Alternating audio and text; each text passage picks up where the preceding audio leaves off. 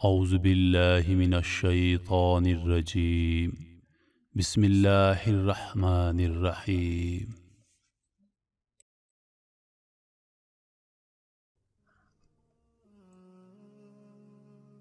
کیا آپ نے شداد کی جنت کے متعلق کچھ پڑھا ہے؟ اگر نہیں پڑھا تو آئیے آپ کو آج شداد کی جنت کے متعلق کچھ دلچسپ اور عجیب باتیں بتاتے ہیں۔ قوم ارم، ان لوگوں کا تعلق قوم عاد سے تھا اور وہ ارم نام کی بستی کے رہنے والے تھے۔ وہ بستی بڑے بڑے ستونوں والی تھی۔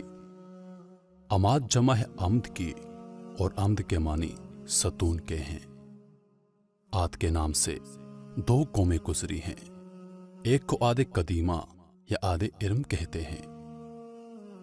یہ عاد بن ہوز بن ارم بن سام بن نوح علیہ السلام کی اولاد میں سے تھے۔ ان کے دادا کی طرف منسوب کر کے ان کو عاد ارم بھی کہا جاتا ہے۔ اپنے شہر کا نام بھی انہوں نے اپنے دادا کے نام پر رکھا تھا۔ ان کا وطن عدن سے متصل تھا۔ قوم عاد کی طرف حضرت ہود علیہ السلام مابعوث کیے گئے تھے، لیکن قوم عاد کی بدعمالیوں کے سبب جب انہیں تباہ کر دیا گیا تو حضرت ہود علیہ السلام حضر موت کی طرف مراجعت کر گئے۔ ان کی رہائش احقاف کے علاقے میں تھی۔ حضرت ہود علیہ السلام کی وفات بھی یہیں پر ہوئی۔ احقاف میں بسنے والی اس قوم نے بہت ترقی کی۔ اللہ تعالیٰ نے اس قوم کو غیر معمولی قد و قامت اور قوت عطا فرمائی تھی۔ ان میں ہر شخص کا قد کم از کم 12 گز کا ہوتا تھا۔ طاقت کا یہ حال تھا کہ بڑے سے بڑا پتھر جس کو کئی آدمی مل کر بھی نہ اٹھا سکے، ان کا ایک آدمی ایک ہاتھ سے اٹھا کر پھینک دیتا تھا۔ یہ لوگ طاقت اور قوت کے بل بوتے پر پورے یمن پر قابض ہو گئے۔ دو بادشاہ خاص طور پر ان میں بہت جاؤ جلال والے تھے۔ وہ دونوں بھائی تھے۔ ایک کا نام شدید تھا جو بڑا تھا، اور دوسرے کا نام شداد تھا جو اس کے بعد تخت نشین ہوا۔ یہ دونوں بھائی وسیع علاقوں پر قابض ہو گئے اور بے شمار لشکر اور خزانے انہوں نے جمع کر لیے تھے۔ شداد نے اپنے بھائی شدید کے بعد سلطنت کی رونق اور کمال کو عروج تک پہنچایا۔ دنیا کے کئی بادشاہ اس کے باج گزار تھے۔ اس دور میں کسی بادشاہ میں اتنی جرت اور طاقت نہیں تھی کہ اس کا مقابلہ کر سکتا۔ اسی تسلط اور غلبے نے اس کو اتنا مغرور اور متکبر کر دیا کہ اس نے خدائی کا دعویٰ کر دیا۔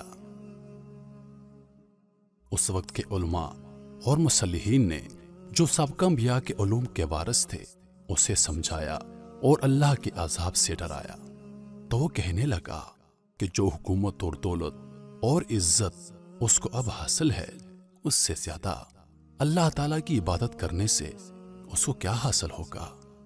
کوئی بھی شخص کسی کی خدمت یا اطاعت اس لیے کرتا ہے کہ اس کو عزت ملے، اس کو منصب ملے، ترقی ملے، اقتدار ملے اور دولت ملے۔ مجھے تو یہ سب کچھ حاصل ہے، مجھے کیا ضرورت ہے کہ میں کسی کی عبادت کروں۔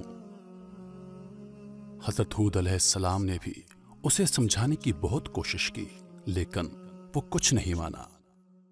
سمجھانے والوں نے یہ بھی کہا کہ یہ حکومت اور دولت ایک فانی چیز ہے، جبکہ اللہ کی اطاعت میں اخروی نجات اور جنت کا حصول ہے، اور جنت دنیا کی ہر دولت سے بہتر اور زیادہ قیمتی ہے۔ اس نے پوچھا، یہ جنت کیسی ہوتی ہے؟ اس کی تعریف اور خوبیاں مجھے بتاؤ۔ نصیحت کرنے والوں نے جنت کی وہ صفات جو انبیاء کرام کی تعلیمات کے ذریعے ان کو معلوم ہوئی تھی اس کے سامنے بیان کی، تو اس نے کہا، مجھے اس جنت کی کوئی ضرورت نہیں، ایسی جنت تو میں خود دنیا ہی میں بنا سکتا ہوں۔ چنانچہ شداد نے اپنی جنت بنانے کا فیصلہ کر لیا۔ اس نے اپنے افسروں میں سے 100 معتبر افراد کو بلایا، ہر ایک کو 1000 آدمیوں پر مقرر کیا اور تعمیر کے سلسلے میں ان کو اپنا نقطۂ نظر اور پسند سمجھا دی۔ اس کے بعد پوری دنیا میں इस काम के माहिरीन को अदन भिजवाने का हुक्म दिया गया। दुनिया के सब हुक्मरानों को हुक्म दिया गया कि सोने चांदी की कानों से ईंटें बनवाकर अदन भेजें। दुनिया के तमाम ममालिक से सोने और चांदी की ईंटें बनवाकर अदन भिजवा दी गईं। उसके बाद कोई अदन के मुत्तसिल एक मुरब्बा शहर जन्नत जो 10 कोस चौड़ा और 10 कोस लंबा हो बनाने का हुक्म दे दिया। उसकी बुनियादें इतनी गहरी खुदवा दी कि पानी के करीब पहुंचा दी। फिर उन बुनियादों को संगे सुलेमानी से भरवा दिया गया। जब बुनियादें भरकर जमीन के बराबर हो गई तो उन पर सोने चांदी की ईंटों की दीवारें चुनी गईं। उन दीवारों की लंबाई उस वक्त के गज के हिसाब से 100 गज मुकर्रर की गई। जब सूरज निकलता तो उसकी चमक से दीवारों पर निगाह नहीं ठहरती थी। यूं शहर की 4 दीवारी बनाई गई। उसके बाद 4 दीवारी के अंदर 1000 महल तामीर किए गए। हर महल 1000 सुतूनों वाला था और हर सुतून जवाहरात से जुड़ाव किया हुआ था। फिर शहर के दरमियान में एक नहर बनाई गई और हर महल में उस नहर से छोटी छोटी नहरें ले जाई गईं। हर महल में हौज और फवारे बनाए गए। उन नहरों की दीवारें और फर्श याकूत, जमुरुद, मरजान और नीलम से सजा दिए गए। नहरों के किनारों पर ऐसे मस्तूई दरख्त बनाए गए जिनकी जड़ें सोने की, शाखें और पत्ते जमुरुद के थे।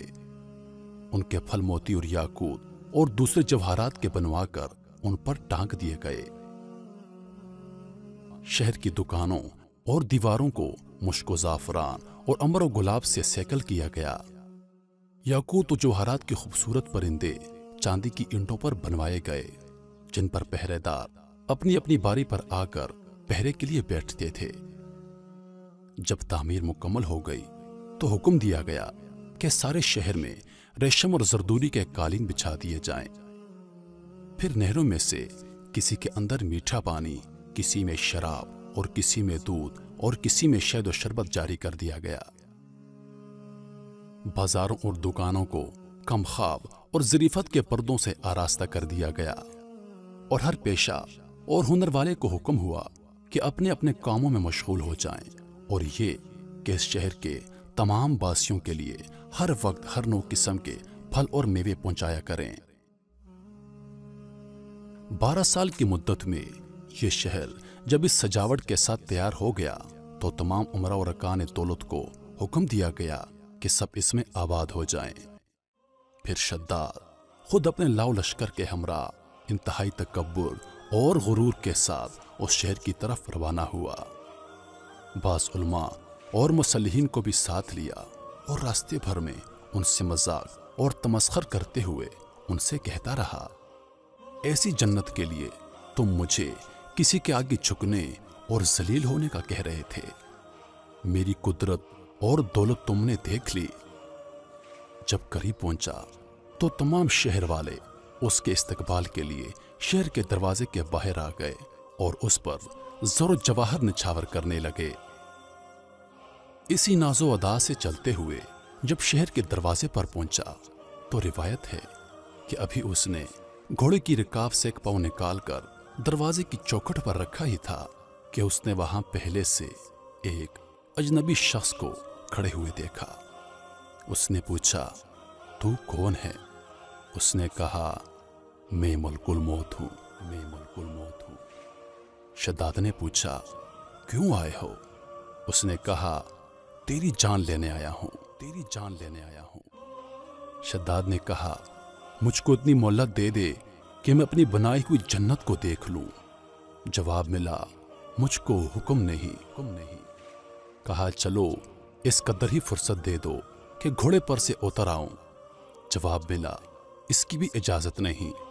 चुनांचे अभी शद्दाद का एक पांव रकाब में और दूसरा चौखट पर ही था कि मलकुल मौत ने उसकी रूह कब्ज कर ली, उसकी रूह कब्ज कर ली।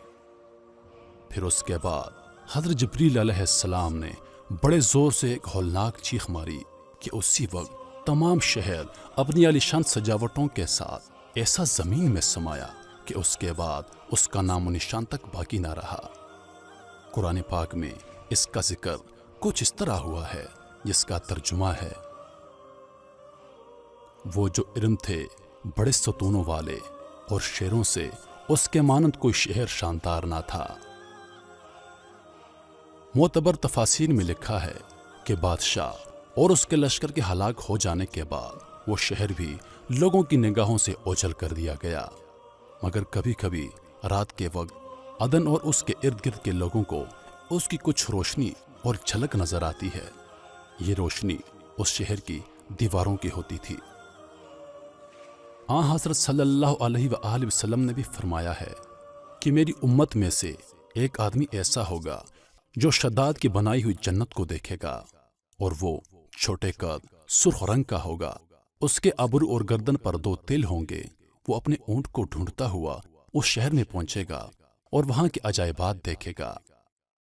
اور وہ صحابی حضرت عبداللہ بن کلابہ تھے جنہوں نے شداد کی بنائی ہوئی جنت کو ایک نظر دیکھا تھا۔